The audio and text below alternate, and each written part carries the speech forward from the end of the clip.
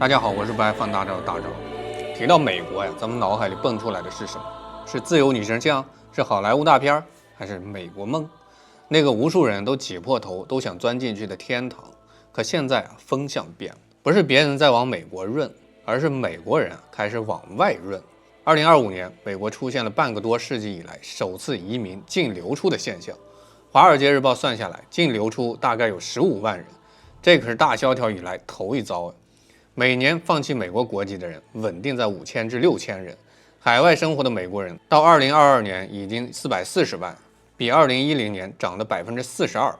更離譜的是，往外跑的不是咱們以為的富豪，而是普通中產專業人士。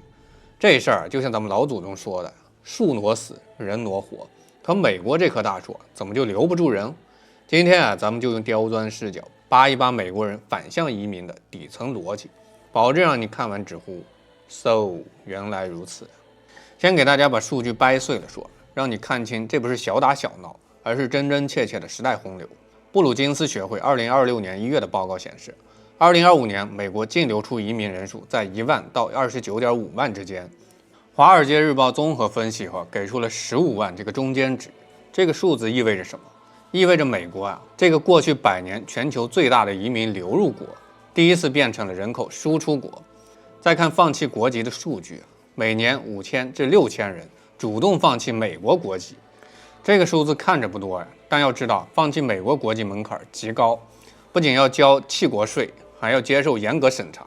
能下定決心走的都是真的傷透了心。而且你要知道，美國總統特朗普剛剛頒布了美國金卡，足見這些人得有多傷心。還有海外定居的美國人440萬，增長42%。這裡面富豪只佔少數，大多是什麼醫生、律師、工程師、教師這些中產。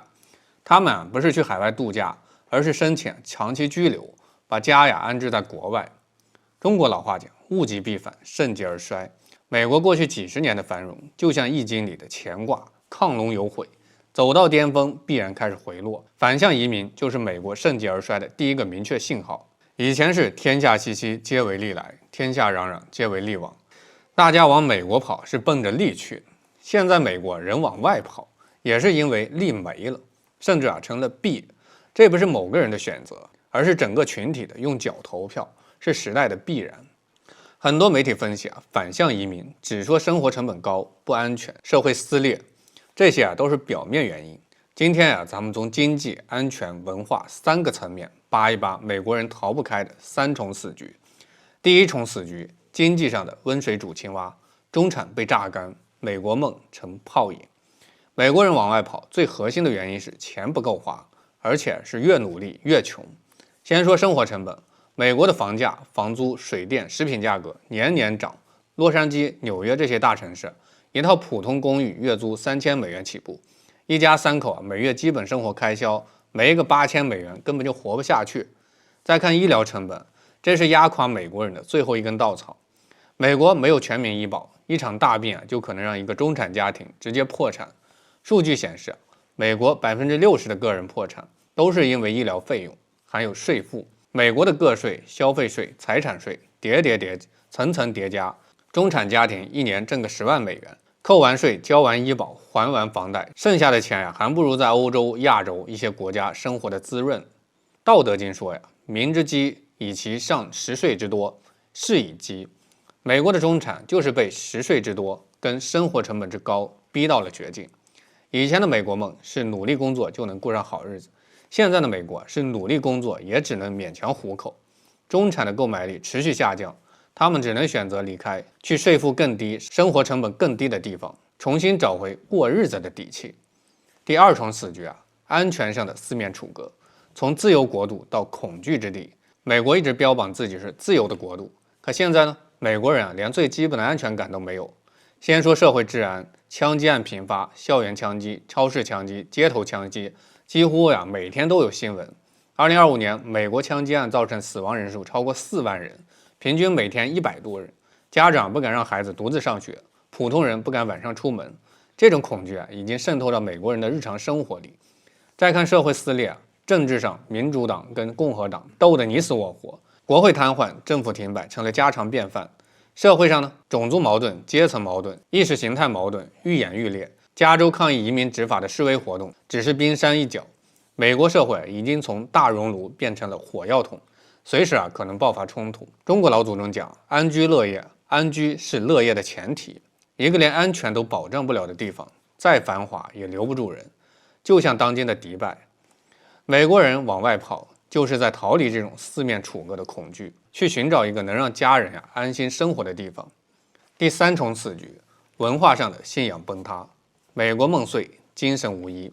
反向移民的深层原因是美国夢的徹底崩塌，是美國人精神上的无依无靠。過去的美國夢是人人平等，機會均等，是只要努力就能成功。可現在美国的階層固化越來越嚴重，富人越來越富，窮人越来越窮，中產不断萎縮，教育資源、医療資源、就業機會都被少數人壟斷，普通人根本就看不到上升的希望。